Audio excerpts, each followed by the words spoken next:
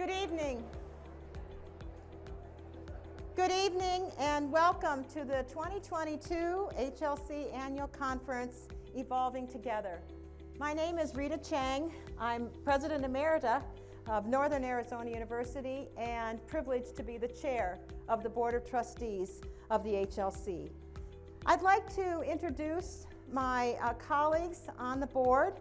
When I call your name, please stand and turn around so that the members can see the trustees who are serving them so well. Jo Alice Blondin, Board Vice Chair, President of Clark State College. Catherine Crosby, Town Manager, Apex, North Carolina. Richard Dunsworth, President, University of the Ozarks. Donald Elliman, Chancellor, University of Colorado, Anschutz Medical Campus. Jacqueline Elliott, President, Central Arizona College. Joyce Esther, President, Normandale Community College. Noah Finkelstein, Professor of Physics, University of Colorado, Boulder. Carrie Fisher, Brigadier General retired, United States Air Force. Jack Fox, Brigadier General retired, United States Army. Lee Johnson, Senior Vice President and Treasurer, Siena Heights University. Paul Cook, Provost and Vice President for Academic and Student Affairs, St. Ambrose University. Robert Martin, President, Institute of American Indian Arts. Patricia Pearson, President, Crowder College. Bill Pink, President, Grand Rapids Community College. Henry Smith, Professor of Communication, Indiana Wesleyan University. Thank you, colleagues, for your service.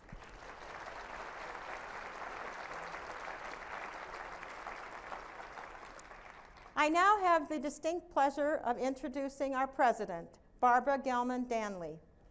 Barbara Gelman Danley began her presidency of the Higher Learning Commission in 2014.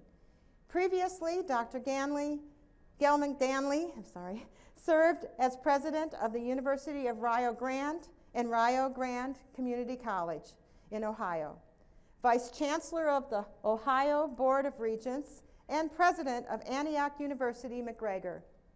She has held several board positions in her career, including within the Association of Governing Boards, Council of Presidents, the American Council on Education Commission on Education and Attainment, the Council on Adult and Experiential Learning Board, and the ETS National Community College Council. She currently serves on the NC SARA board and was recently named chair of the Credential Engine Board. Welcome, Barbara. HLC. I'd like to introduce my colleagues on the board, when I call your name, please stand and turn around so that the members can see the trustees who are serving them so well. Jo Alice Blondin, Board Vice Chair, President of Clark State College. Catherine Crosby, Town Manager, Apex, North Carolina. Richard Dunsworth, President, University of the Ozarks. Donald Elliman, Chancellor, University of Colorado, Anschutz Medical Campus. Jacqueline Elliott, President, Central Arizona College. Joyce Esther, President, Normandale Community College. Noah Finkelstein, Professor of Physics, University of Colorado, Boulder.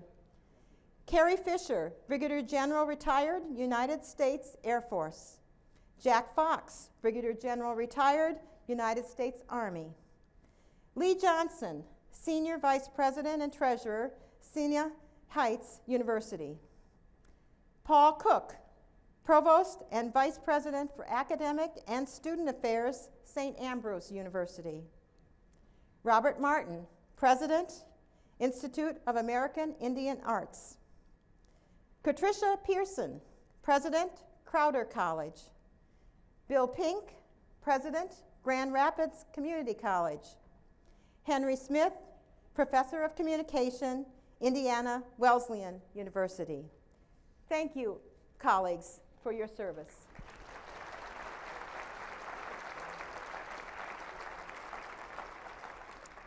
I now have the distinct pleasure of introducing our president, Barbara Gelman-Danley. Barbara Gelman-Danley began her presidency of the Higher Learning Commission in 2014. Previously, Dr. Gelman-Danley served as president of the University of Rio Grande and Rio Grande Community College in Ohio, vice chancellor of the Ohio Board of Regents, and president of Antioch University McGregor. She has held several board positions in her career, including within the Association of Governing Boards, Council of Presidents, the American Council on Education Commission on Education and Attainment, the Council on Adult and Experiential Learning Board, and the ETS National Community College Council. She currently serves on the NC SARA board and was recently named chair of the Credential Engine Board. Welcome, Barbara.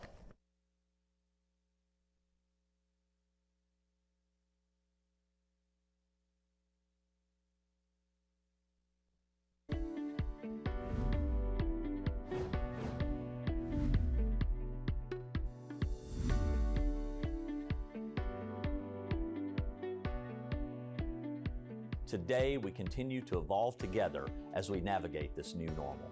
Join with our colleagues and friends at the Higher Learning Commission as we celebrate our return to campus. A community cares about one another's well-being. Encourages people to always be asking questions about what the best parts of themselves are and how they can contribute that to make the world better. Community is growing and changing. Fellowship.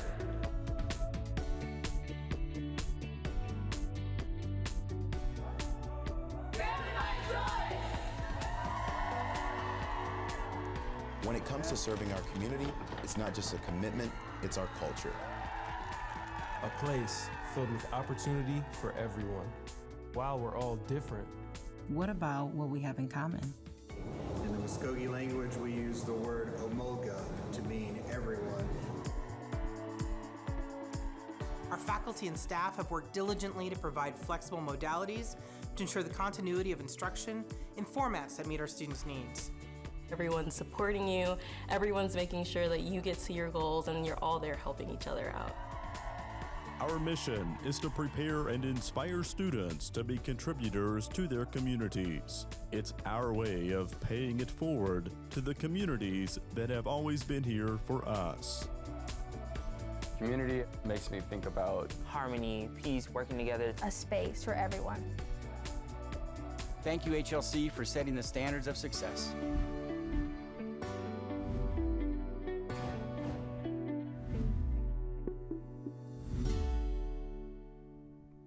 Thanks to all of you who send in videos. We will have videos arranged that you all sent in by state on our website. I really want to thank you for being here, and I want to say hello to everybody out there virtually. We have 1,000 attendees virtual, and we're very glad to have you join us today. If you take a look in the program later, not now, you will see several sessions related to the kinds of things I'm talking about. And I encourage you, if something stimulates your mind, to make the effort to go see some of those sessions. Each year during the welcome address, I present an overview. And the overview first starts with our strategic plan Evolve, which stands for equity, vision, outcomes, leadership, value, and engagement. So here we go on the Evolve 2025 plan. The first part is equity. Equity is very important, and I want to remind you, the first thing we talk about is equity. That's extremely important to the board, to the staff, and we know to all of you. Under equity, we've done a lot. I will tell you the most recent initiatives. We decided to look at ourselves first. And a number of years ago, we put together something called Principles of Operation. And the principles of operation were about how we should operate as an organization, how we should act, how we should treat each other, etc. And on advice of some great staff, we said, let's update that and make sure we're addressing diversity, equity, inclusion, and any related issues in our programs and the way we work with each other. So we did that. We have a new principles of operation with equity in that. We've discussed it with the board, which puts us in a good place to say, what's the next step? How can we work with each of you? Here's some other things we did. We believe on your behalf. We advocated for broadband access. During COVID, as you know, there was a real digital divide. There are a lot of individuals who did not have the opportunity to access all the technology online that was happening so quickly. So it's very important for us to be able to sign letters, and we do that often, to support the idea of more dollars for that. Our Peer Corps Diversity Committee continues to be active, and they've had additional training to make sure we are living up to the value of equity. So as a result, the Peer Corps is involved, the staff is involved, the board is involved, and as a result, you are all involved. The next one is vision. Vision is the overarching part of the plan. Where do we want to be down the road? Who are we? How do we see ourselves? All of this is online, by the way, the Evolve Plan. This year we did something very important, a little bit brave. We conducted a membership survey. I'll talk about that a little bit later. And in the membership survey, we thought, okay, we have a vision. What do you think the vision should be? Where do we stand? How are we doing? And I'll tell you something about educators. If you ask, they answer. So we got very good feedback. We set up a stakeholders roundtable to bring in individuals to talk about the new credential marketplace. And there will be a session on that in the general session. The presidents had a chance to hear some of the individuals today. And we're all trying to figure out what's next with credentials. Outcomes. Well, outcomes is a hot topic. We had the pleasure of having Undersecretary Quall here today, and I know that that is a major focus of his. He dropped a few not so subtle hints about the fact that accreditors need to be looking at outcomes, and accreditors will be held accountable for looking at outcomes and how each institution is doing. I'll talk to you about a project a little later on that might mitigate that as it relates to each of your missions. So we've done a lot with that since 2016. Some of you were written, we sent you something saying, look, we're doing a graduation study. And in this graduation study, it was part of what was being done across the country with all the regional accreditors. And in that case, we said, okay, Institution X, we see some problems here. Help us understand it. Give us some context. Tell us what you might do to improve. And then we said, well, Institution Y, you're really kicking it. You're doing great. Can you give us some suggestions for other institutions? We updated that this year. The context is so important. It is not just numbers. We know you feel that way. We know that's important. We know that debt is important and all those other issues. But the key thing for us is in the context of what? And what are the real comparisons? And what is the right data set to use? We invited speakers in this year to talk about 4 topics today. And we talked about this differential accreditation, and I'll be mentioning it more a little bit later. And differential accreditation will address how we look at each of the institutions. We set up a speaker series. I don't know if any of you, raise your hand if you went to any of the financial or you attended the financial speaker series online. Some staff, some members. I'll tell you, well, accounting professor, I'm impressed. We had many different speakers come in and talk about how do you look at your institutions now? What does it mean for the finances? What does it mean for enrollment? What's happening in the world? What are the kinds of triggers you can look at that are positive or maybe challenging? And I listened to all of them. They were fantastic. We're also doing more deep look into student achievement. Our institutional update in 2023 will look for more data on that. We want to be fair and look at fair and reasonable benchmarks. It would be ridiculous to say an open admission institution would be looked at the same way as a selective private university. That's just ridiculous, and we don't want to do it that way. We proposed a policy for change. It's online. It's been sent out. It's called Student Achievement and Other Data Reporting. So why would we do this? Well, I'm going to talk a few times today about the audiences you serve. And many of these students really have difficulty knowing what questions to ask before they come to college, during college, and even sometimes after, how to present themselves. Did I finish? Did I not finish? What does that mean for my future? So we want to take a really good look at that, and we want to reinforce and help any institutions that are challenged and see what we can do. In the long term, those of you who dig deep into the criteria, Criterion 4 is the one that we promised and will give you attention.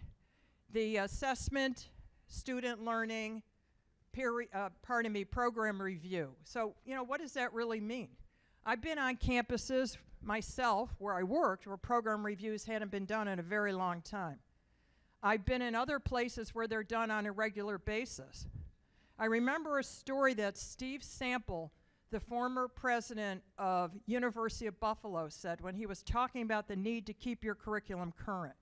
He told this story of a monk who was giving a speech, and he was doing a wonderful job, but for political reasons he was carried off and sent to prison for 30 years. He came back and he shuffled his papers and he said, well, as I was saying. I thought that kind of said it all. You don't need to say much beyond that. Leadership. Well, this is a very special topic to me. I love the topic of leadership, reading about leadership, learning about leaders. This has a couple parts. Leadership of HLC and leadership within your institutions and the future of leadership. I mean, the retirements are going to be enormous.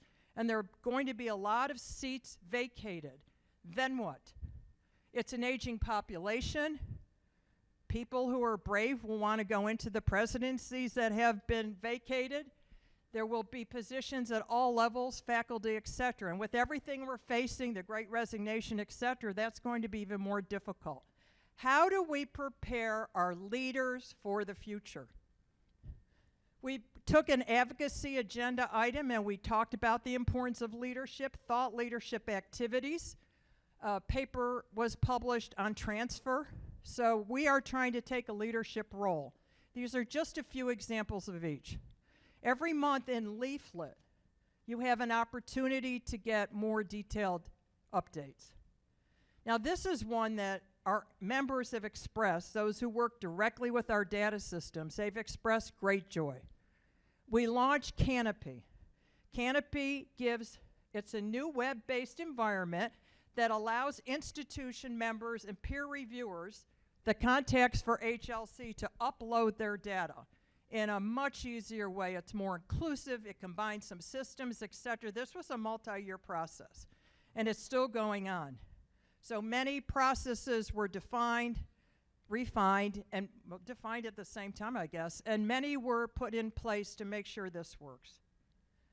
In doing that, it also allows for a dashboard of activity. So as you know, each year you do your institutional updates. There are all kinds of opportunities to keep that current and make it easier. When we put the assurance system in place a number of years ago, our institutions told us, wow, thank you, that's so much easier. But it's not perfect, and by merging some of our systems, this will help you with all of that. So our institutional reps are using Canopy, our peer reviewers, and our institutional action council members. How many of you are peer reviewers? All right, you will get to know Canopy. By the way, I have learned at HLC, the most difficult part of any technology conversion is coming up with the name of the system. That becomes a big event. All of our Our our printers are named after philosophers. So mine is Sartre. I believe in existentialism. So they spend quite a bit of time on what do we call this? But Canopy is overarching, and that's what it will do for you. Value. Value is so important. Well, this was a big year for us on value to membership. What can we do for you? We're not naive. The situation has become different with the change of regulations in 2020. If you wanted, you could go to another accreditor. Don't everybody get up at once, by the way, when I remind you that. But the idea is that it's a competitive environment. You know that you probably look at retention first before recruitment. I remember in my first presidency, somebody brought me a list, and they said, everything's great. We said this was going to be our fall recruitment, and here are the numbers that are coming in. And I said, okay, like, where are the retention numbers? Who's coming back? That's the full picture. So we're very interested, even if these regulations hadn't changed, in bringing you to a point where you are happy with HLC. And we did a membership survey that actually showed, believe it or not, you're pretty happy with HLC. Engagement. Engagement has a few parts. Engaging in general outside the organization, advocacy, and civic learning. The final pillar of our plan, Engage, gives us the opportunity to demonstrate that we work well with what we call the triad, the U.S. Department of Ed, the states, and the federal government. And in fact, we have had representatives from the states at this conference for a long time. They're here this year. And we have representatives from the federal government today. Now, is it a perfect communication? Sometimes it's great between the states and HLC. Sometimes between HLC and the Department of Ed. All three of us, not necessarily. It's a challenge because, as you know, pardon me, you have competing rules and regulations. Many of you have said to us, could you make our lives easier and align with the state? And those of you in Ohio, when I was in Ohio at the state level, I said, why don't we align with HLC? Because regardless of what we have in the state, we will still be required to follow HLC criteria. And after I left, that came into play. Sometimes we go out and on visits and we allow the states to come with us, but we make our independent decisions. It's very important to tell you that. We do not let the states tell us what our outcomes should be. The advocacy agenda is on our website. We do advocacy by staying current with what is going on or not with the federal government. And we want to make sure that with the U.S. Department of Education, we kind of help them out when they're ready to go down a trap. We had a conversation today about a recent negotiated rulemaking, and we're not too pleased with some of the things they did with NC Sarah. It didn't pass, and that is the interstate way of dealing in an affordable and quick and good way with distance learning. So in turn, we certainly let the undersecretary know how we felt. We sent a representative to negotiate a rulemaking. Will we always get our way for what we advocate? No. Of course, you don't either in your states. But we're right on top of it for you. And we ask you what is most important to you. Several state agencies have worked with us very directly. If an institution's closing, how can we work together to make it less painful for the student? If a new program is being set up, if institutions are merging together, which is happening more frequently, or if entire state systems are reorganizing. We have some in one state that a corner of the state decided to work together and merge. We have full states, a full university that went into complete reorganization, and we have mergers and acquisitions, or mergers and affiliations. So we have both.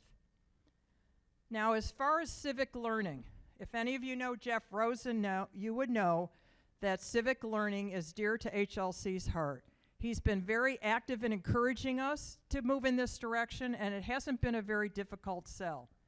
I'll tell you what, with what's gone on in the world politically, with the polarization, we don't want civic learning to be lost.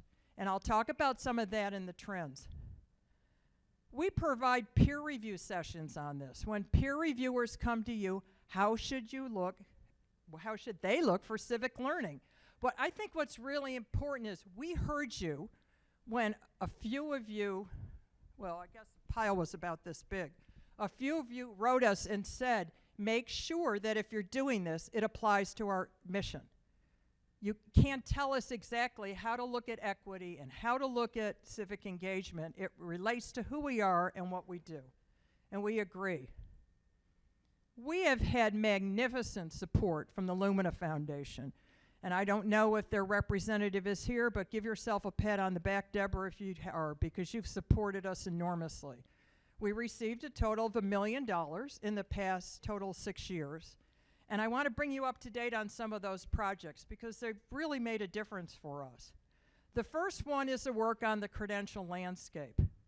The types of people we brought together represent business and industry, such organizations, associations as Education Commission of the States. We brought together folks from the veterans area, from different types of institutions, and people who understand credentials like work cred. And in those circumstances, we had the same rules as the first time we brought the group Partners for Transformation together, which is there are no rules. We want you to tell us what you think, Freudian, you think we need to know. And those papers would make good discussion pieces. You got them when you registered on your campuses. I want to tell you about the credential landscape in my own experience, and that is I have had a lot of credentials, certifications I've earned postgraduate work. And I think it was important because you get to a point where you don't need a degree, you don't need a program, you just need what you need in time. Or as it was well said today by Arthur Levine, not just in case education, but just in time education, where you're thinking forward and you're also thinking immediate. Now think of all the people that lost their jobs or had to do something different. Would a 16-week semester work for them? Would a $40,000 certificate that could be earned by a very reputable and accredited in that industry work better? Would Google be so problematic? So we all know this is facing us, and we brought these people together, and they ask a lot of good questions. The other thing we're doing, and I'm so excited about this, is we started calling it a Student Right to Know Guide. And then after we were well along the way, we decided to call it Ask the Right Questions, a student's guide to higher education. Now I'll tell you how this came about. When I had the pleasure, and I say that in air quotes, of working on negotiated rulemaking with the federal government a few years ago, there were a lot of students who came up and complained that they didn't get good information. Now, there is a user responsibility. I wasn't going to stand up and say that to the students at the time, but the idea is that they just didn't know the questions to ask. It wasn't really, in some cases, the fault of anybody. I don't know how prepared you were to ask all the right questions when you went to college. But based on the profession you're in, I think you probably did a really good job. But think of the other students. How many of you have been approached to be a counselor to a friend whose child's going to college? I get it all the time. I got it in one case when the one brother was a valedictorian and one was a salutatorian. I think I got that right. And they were on my son's hockey team, one of them. And their parents went to IU, Indiana University. So they were told they should go to IU. They were encouraged to go to IU. And they got to the point where they said, Barbara, could you talk to them? And I did. And one of them ended up at UNC, another one somewhere else, and then they both went back and got medical degrees. I believe it was medical at Indiana University. The affinity is important. When I took my son to look at Syracuse University, I had to really be cautious how I responded when he looked at my undergraduate institution and said, I don't want to go there. And I had to do like a whole meditation moment. especially since I was working at Antioch then, and we would have gotten 80% off at tuition through the Great Lakes Consort, not the Great Lakes, the tuition exchange. It's all right, Corey, you did all right. What I'd like to point out is I decided that that kind of thing where students don't get a chance to necessarily talk to themselves, they're influenced by their parents, where they work, if they're adults, all of that. There's a whole lot of boyfriend following girlfriend in, as you know, for the freshman year, and you know what usually happens after that. So we put together some questions that said, kind of go off in a corner and have a discussion with yourself. What do you want from college? What might you want to study? Where do you want to live? What kind of geographic area? How far away from home do you want to be? Who are your influencers? And one person we ran this by in a K through 12 system said, I don't get that question, take it out. And I thought, well, I get the question, we're leaving it in. Because you really want them to think for themselves. We went to a group called Hope Toledo. And Hope Toledo was introduced to us by a trustee. And this particular group out of Toledo deals with disadvantaged minority students, works with them early on, and finds places, homes for them across the state of Ohio. Maybe elsewhere, but we were talking to Ohio students. On the other end of the spectrum, we went to Vienna. They don't know how to pronounce their name any more than we did at Rio. Vienna, Illinois. And they brought all the AP people. So we had AP students, we had counselors, we had parents, we had superintendents, we had community people. And it was so interesting. And the reason we did this is because we don't know everything. And I had an interesting experience when I was at Rio as president. And my follow-up president's here, which is exciting. Hi, Ryan. What happened is the staff came to me and said, we're going to put up a billboard. And I went, okay, a billboard. And I said, you know how much billboard costs? Why would we want to do a billboard? Would that make any sense? We got it for free. So I said, okay, someone's donating a billboard, and the marketing department has come to me, and I think I need to make a point. So I said, yeah, go ahead and use your best bet, put it up. What do you think the students said after? I don't look at billboards. You didn't put the website on there. Why would I want a telephone number? I didn't like the colors, and it was in a bad location. All right, so we listened to K through 12. Even though we had people from ACRO, largest admission and enrollment group in DC, we had individuals from NC Sarah, we had people from the veterans, we said, we're going to ask. Gosh, did they give us good ideas. Really good ideas. That guide will be online. It will be accessible on the web, and we hope it will become accessible on your websites. Funded in part by the Lumina Foundation and the rest by HLC, and we are committed to keep that up. So there's issues related to financial aid. Now, how many of you could fill out a FAFSA form easily yourself? I think you need a PhD in FAFSA to do those. I really do. And when you think of the students and their parents and adult learners who are in a hurry, that's very difficult. And so we have things on finance in their dorms. I got right down to ask if a fraternity or sorority counts as on campus. Because I learned when my son was at Ohio State that it does, but all students don't know that. And so little things we get right down, and because it's web-based, all you have to do is kind of go to the part that interests you most. Another initiative that I'm excited about is the Online Learning Consortium. We were very grateful to have partnership with the Online Learning Consortium, where they brought a lot of programs to us, and they also gave us some discounts for our members on others.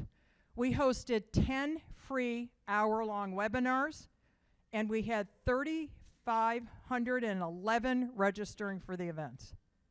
We thought if you are thrown into distance learning, or if you've been in distance learning but you could always learn more, do we have an obligation as leaders at HLC? And the answer was yes. So there are many more statistics on this, simply to say it was successful, and we'll look to find ways to continue that. We also had 2 trainings available for peer peer reviewers. I have heard there are times that peer reviewers come to a campus and they say they don't understand distance learning. And they do from a certain perspective, but they may not have the broad base that OLC could provide. And now let me talk to you about a particularly interesting activity, and that's differential accreditation. I mentioned it last year if you were here. We've made some progress. We put together a very prestigious group of leaders, and we are taking a look at your institutional priorities, what matters to you. This was born out of several discussions. Community colleges saying to us, don't lump us in with large state universities, faith-based institutions, HBCUs, tribal colleges, and research universities. Now, I want to segregate this from risk manage accreditation. Risk manage means you see us less if everything's going well. That's the open pathways. Differential is about your mission, your vision, who you are, and what you want to accomplish. And so criteria 3A talks about your institutional strengths, and we talk about priorities. So stay tuned. We have some very interesting people on that group, including Michael Crow from Arizona State University and many others. Some are here. And that is a process that's going to really make a difference at your campuses. We'll be glad to tell you more when we know more. The survey. Well, the survey was something else with our members. And we also added interviews with several people in higher education, the national associations, 3 of them, APLU, AACC, I almost put the J in, sorry community colleges, I know we've evolved. And then the third one, I'll forget for the moment. Oh, I know, the private, NICU. So we had, they have no obligation to us. These were very objective interviews and inputs that we received. They said that we should find balance. How can we find the balance between credible quality assurance and going too far, or being so mired in the compliance that we have to carry out due to the federal government that we forget the other things? I want to read you some quotes. HLC could distinguish themselves and how they work with institutions to be thinner, flatter, more agile, innovative, and faster. Any of that sound familiar? Are we fast enough for you? Are we flexible enough for you? Are we nimble enough? But we still have to do high quality. Many said we could be on the edge of the leading edge of this if we found ways to be more agile. And this is very interesting. Comments were made about the fact that by the time you guys come up with an answer, we've already missed the market. It's taking too long. We need to hear from you faster. We need a more expedient response.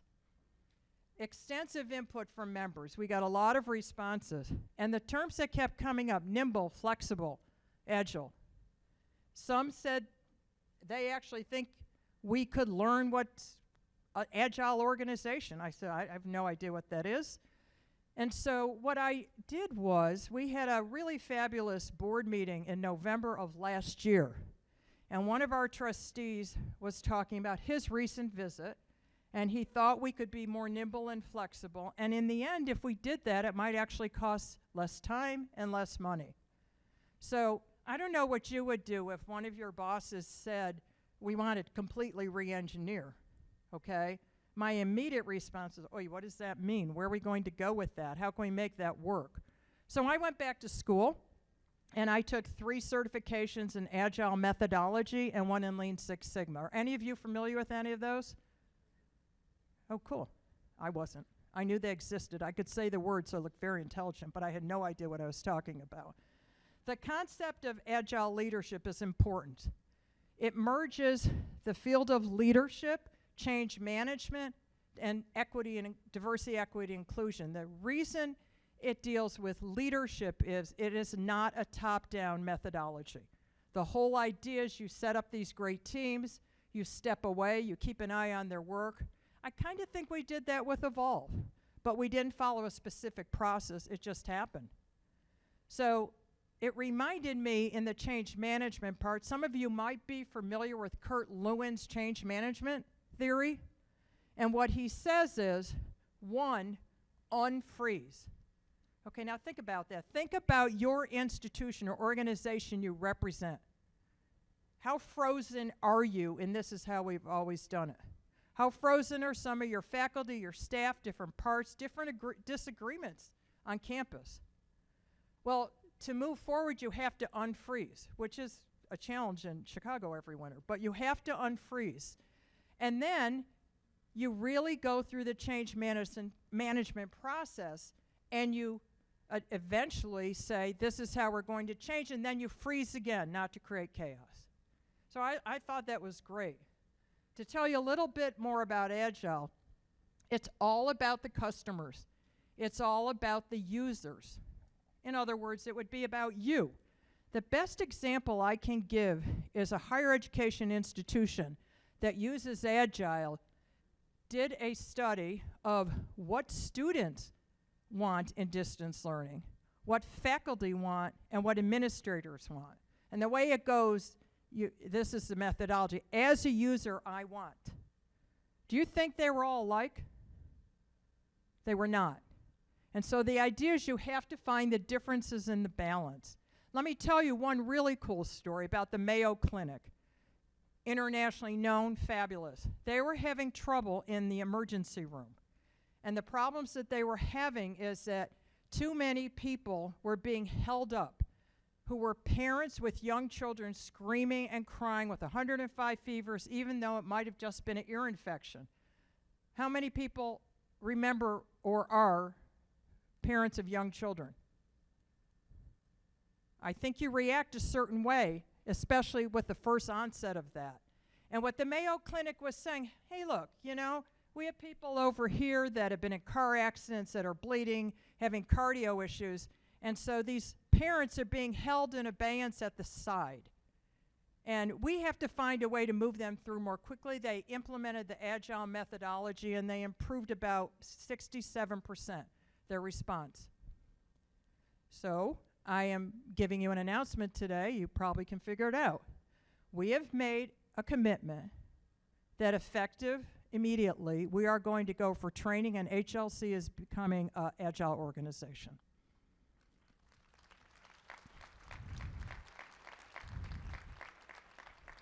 We're looking at consultants. We're going to get training for everybody, and any new employee who comes on will have to get training. And we'll start slowly with some policies, and think to yourself, if there was one policy I wish they hadn't done or wish they changed, don't say it out loud, I can guess. How would we look at that from an Agile perspective?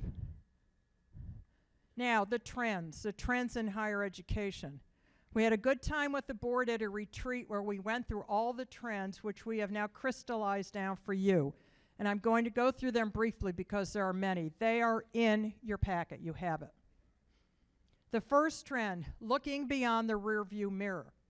Notice it says beyond. Of course, history is important.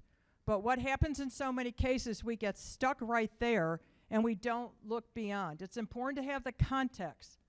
And I hope you will join us for the plenary session with Arthur Levine on Monday, and he's talking about all kinds of ways we need to look at the past, the present, and the future. Equity and access for all learners. That is such a hot topic. It's been talked about for years, but it looks like there might be some movement on it. So much work has been done, but more work needs to be done. There's still an equity imbalance across America and across our colleges and universities. Some sectors are completely left on the sidelines, and that's not okay. I know it's not okay with all of you. How to get to a better place is not so easy. But despite these challenges, you've done amazing things. The next one, broken models, new opportunities. We could run in fear of the fact that there might be some mergers and acquisitions, some programs eliminated, new programs introduced. It's hard for higher education to move quickly. We want to be thoughtful. We want to do it the right way. We want to think of the students we serve. But nevertheless, in a new knowledge economy, models will emerge that are completely different from where we are now. Changing demographics. Well, ouch on this one. Everyone's getting older. And the 18 to 22-year-old demographic has declined dramatically. Parents are having less children, and we are now feeling that painfully at our institutions right as the pandemic was hitting. And there are more new students who are adult learners than any other sector. Do we know how to serve them? What kind of pedagogy? No. Andragogy are we using to deal with adult learners? It's a whole different way. There are more minority-serving institutions. International students have gone through an interesting time, but they're holding here. And I'm pleased to say there are currently 1,700 Ukrainian students in the United States at your colleges and universities. The shift to look at adult learners, international students, etc., brings the military under the umbrella, because we know very much that veterans can be a critical factor, a group within your organizations, within your colleges and universities where you work. But the veterans are still not, they still don't feel they're 100% involved. There are some great examples across the country. There are some that are not so great. And we need to give them the opportunity, and we have to find ways of serving them as well. Teaching and learning, looking at options through a kaleidoscope. Well, teaching and learning has changed dramatically. We know that. We know we're in a situation where we're going to get to a point where there will be a significant shift, if we're not already there, in-person, online, hybrid, small versus large classes, competency-based education, transfer. One of the suggestions we got from our differential accreditation group is that we should mandate transfer everywhere within the region. And I remember when I said that to a few trustees, they're like, wow, how are we going to do that? I understand it should be your right. It's also our obligation to encourage it and to work with other institutions in ways that no students are left behind. The great pivot of online learning and program management. Online program management. You got a couple areas in this. You have a complete partnership with a university where they get involved. Purdue Kaplan's an example. They buy out Kaplan, and they have all the technology available to them. It's that, and it's if you have a partnership to offer part of a degree or all of a degree with someone from the outside on your campus. That's online program management, beyond what you're doing on your own. In some cases, this works beautifully. It's a great mix. It helps. In other cases, it may not be the quality it should be, and the faculty are kept at a distance. And as a result, shared governance is threatened. There's a lot of concerns. And yet you have to find the proper balance between market recency and shared governance. It's always a challenge for everyone. The new credential landscape, you're going to hear a lot about this throughout the conference. I gave you an example deliberately that I did not go back for another degree. And despite my obsession with getting certificates, certifications, and continuing to learn, I don't think at this point in my life I'm going to go back for another degree. It works for me. It would work for many of you. The Agile was $199 to $300, depending on the course, from the Six Sigma Global Institute. This highly, highly recognized for what they do. I could have gone to possibly one of your campuses and paid a substantial amount more. There are micro-credentials within your institutions, certificates within your institution. Arthur Levine made a great point, or somebody on his panel today, which says, first you should find out what's on your own campus. That it's not likely that everybody knows where all the credentials are, what everybody's offering. And I happen to know, with my role with the Credential Engine Board, that there are 1 million discrete credentials that have been determined already just in this country. Financial pressures and enrollment. Well, you're getting the financial pressures. State funding, local funding. I don't think you're back to where you were before it started to plummet. And then people are asking, is it worth it? Is higher education worth it? I'm pleased to say, in all the studies, it says, yes, it's worth it. And yet there's a comma but. So people are still very concerned about the outcomes and what it will mean. Political polarization, that's a big one, and the impact on academia.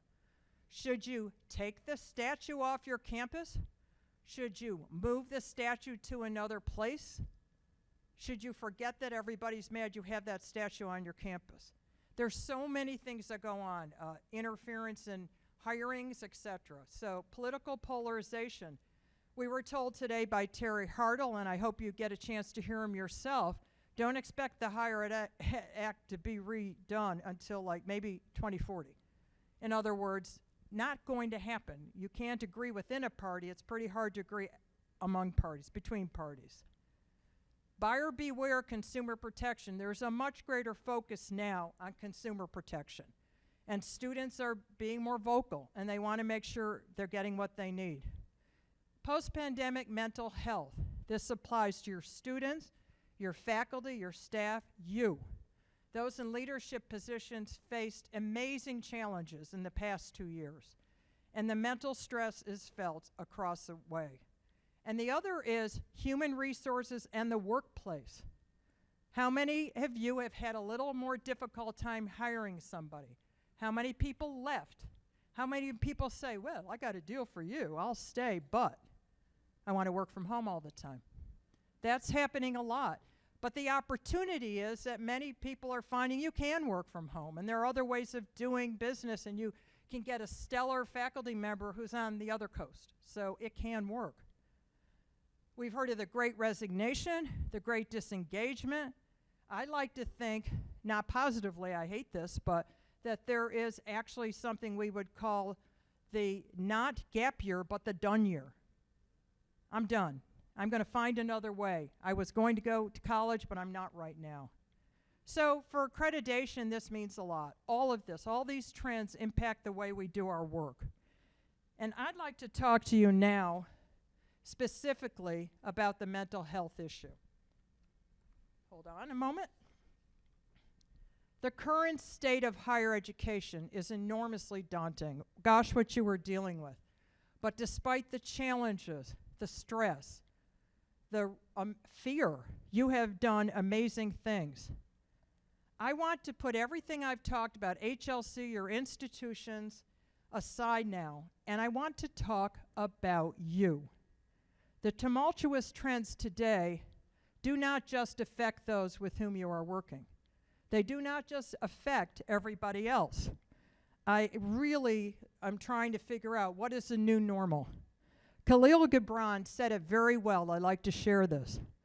Your living is determined not so much by what life brings to you as by the attitude you bring to life. Not so much by what happens to you in many ways in your mind. It's how you focus your mind on what should happen. I paraphrased a little bit. I thought that was just spot on. It's up to us how we're going to react to every situation. I frequently talk to people who have concerns about somebody else. And I said, okay, what can you take care of? What is your responsibility? So I'm going to make a little bit of a personal journey here and tell you about my last 2 years. If I were to look at it, I'd say confusion,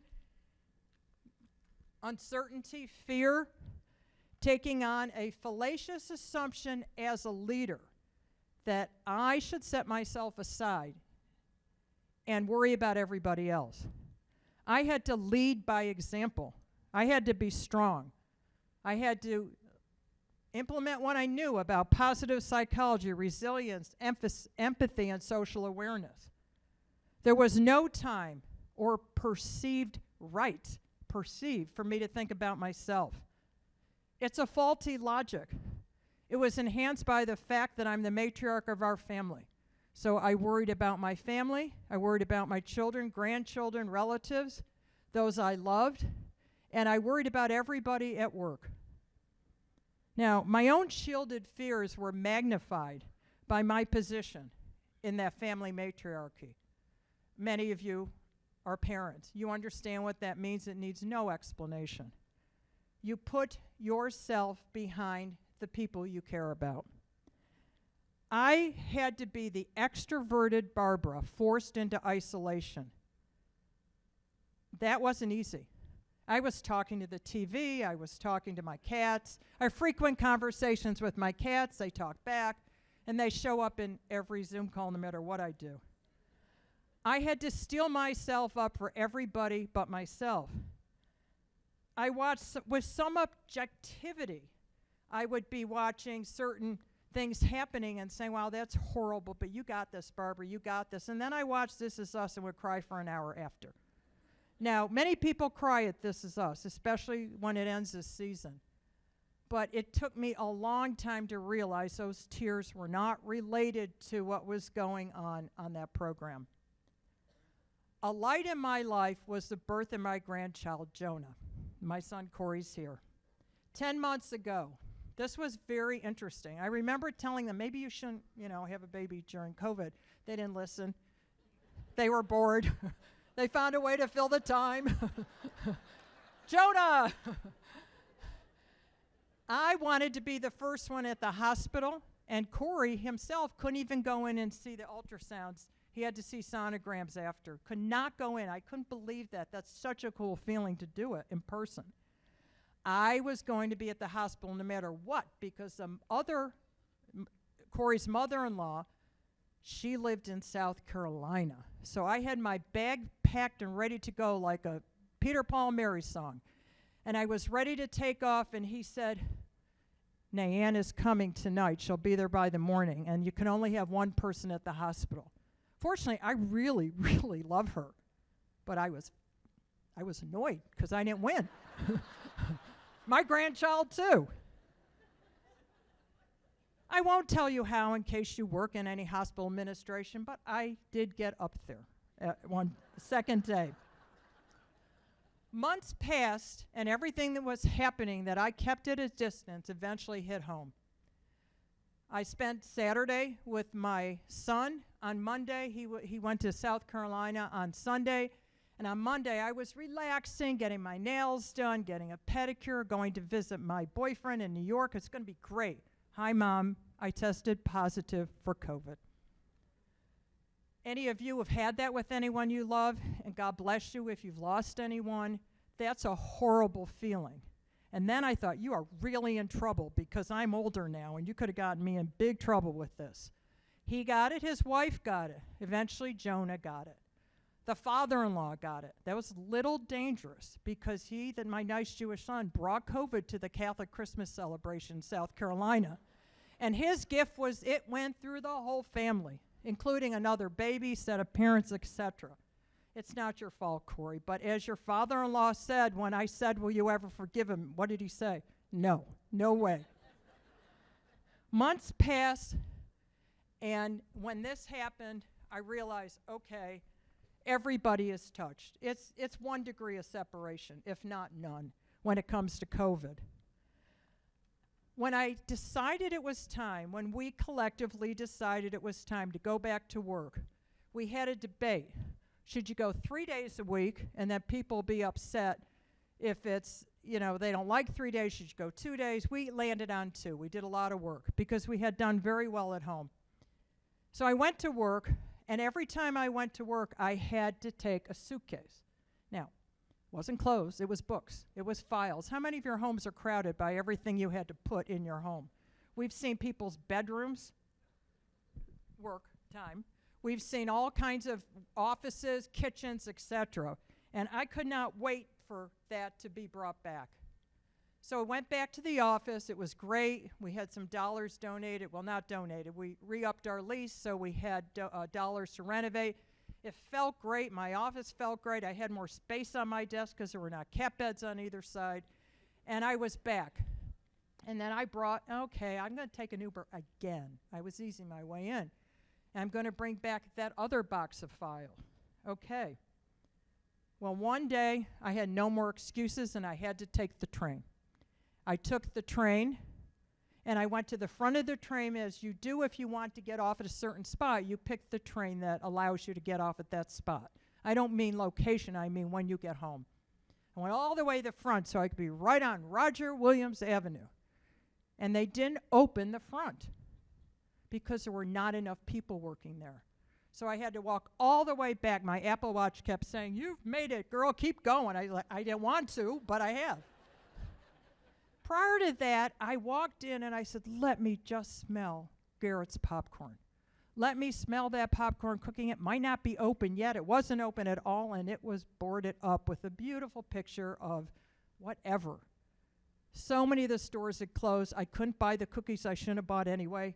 It was just amazing at how it had changed. Got on the train, there was a couple with a young child, and they kept saying, "Stop, stop. You shouldn't do that. It's not good for you." And I said, "I don't want to look. I don't want to interfere." "No, stop, stop. Don't lick the window. You'll get COVID." It probably wasn't funny from them, but I needed it at that moment. So I began to watch the people get off, and I was thinking, okay, this is weird. The train is moving forward, but I don't think we're getting anywhere.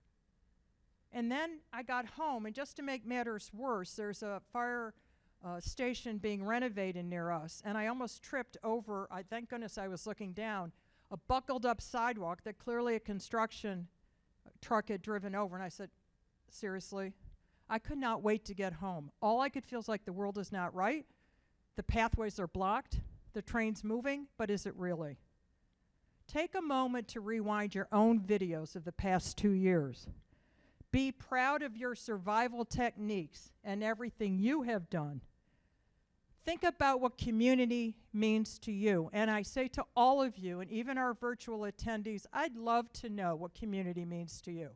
You can write me directly, my staff's going to kill me, at bgdanley@hlcommission.org. And seriously, I will respond. And then we'll make a time capsule. What does community mean to you? I think we should celebrate every moment. We should think about the kinds of things that we went through in the past 2 years. I want you to know that I am so grateful to see you here today. I'm so grateful for your survival techniques, your stories, and all that you were doing. So hang on for a moment.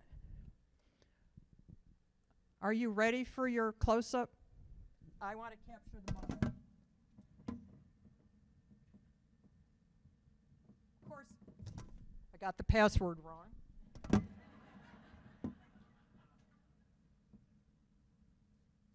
I call that password under pressure moment. Too many apps. Camera. All right, I'm walking around.